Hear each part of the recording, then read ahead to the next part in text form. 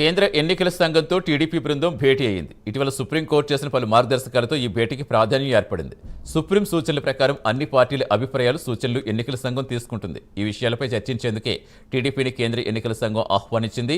ఎన్నికలకు సంబంధించిన అంశాలు ఈసీ దృష్టికి తీసుకెళ్లామని ఎంపీ శ్రీకృష్ణదేవరాయలు తెలిపారు. కొన్ని సవరణలతో కొత్తగా యాప్ తీసుకురావాలని కోరినట్టుగా చెప్పారు.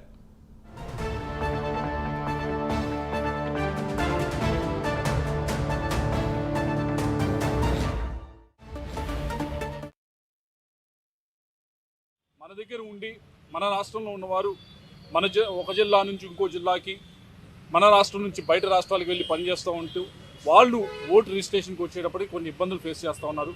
అటువంటి ఇబ్బందులన్నీ కూడా సరిదిద్దాలని చెప్పుకోవటం జరిగింది.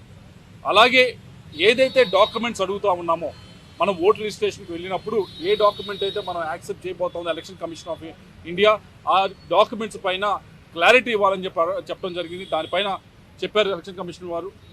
దాదాపు 11 డాక్యుమెంట్స్ని మేము యాక్సెప్ట్ చేయబోతా ఉన్నాం కొత్త ఓటుని మేము యాక్సెప్ట్ చేసేటప్పుడు అని చెప్పారు. ఎటువంటి ఇబ్బంది లేకుండా సులభతరంగా చేయబోతా ఉన్నామని ఎలక్షన్ కమిషన్ వారు చెప్పారు. వీటితో పాటుగా ముఖ్యంగా ఒక యాప్ తయారు చేసి ఇవన్నీ కూడా కొత్త ఓట్స్ని యాడ్ చేయడం కానీ, డిలీషన్స్ కానీ, మైగ్రెంట్ వర్కర్స్కి కానీ ఇలా ఒక యాప్ ఒకటి క్రియేట్ చేస్తే మరింత సులభతరంగా ఉంటుందని మేము సూచనలు ఇవ్వడం జరిగింది. దానికి కూడా వారు సమ్మతించారు.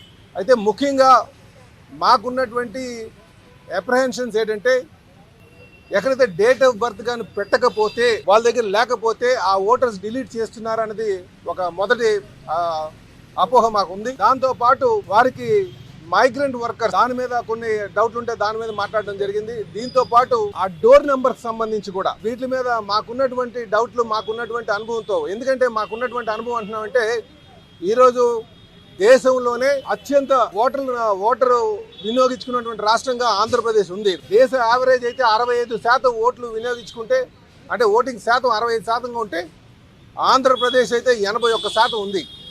దాన్ని బట్టి మేము బాగా ఇందులో ఈ ప్రాసెస్లో ఇన్వాల్వ్ అయ్యాం, మంచిగా చేయగలిగామని సంగతి ఈ సందర్భంగా తెలియజేస్తున్నాం. కనుక ఆ అనుభవంతోనే మాకున్నటువంటి డౌట్లన్నీ కూడా ఈసీ దగ్గరికి వచ్చి నివృత్తి చేసుకోవడం కూడా జరిగిందని చెప్పి తెలియజేస్తున్నాం. అయితే ముఖ్యంగా మాకున్నటువంటి అప్రహెన్షన్స్ ఏంటంటే, ఎక్కడైతే డేట్ ఆఫ్ బర్త్ కానీ పెట్టకపోతే, వాళ్ళ దగ్గర లేకపోతే ఆ ఓటర్స్ డిలీట్ చేస్తున్నారనేది ఒక మొదటి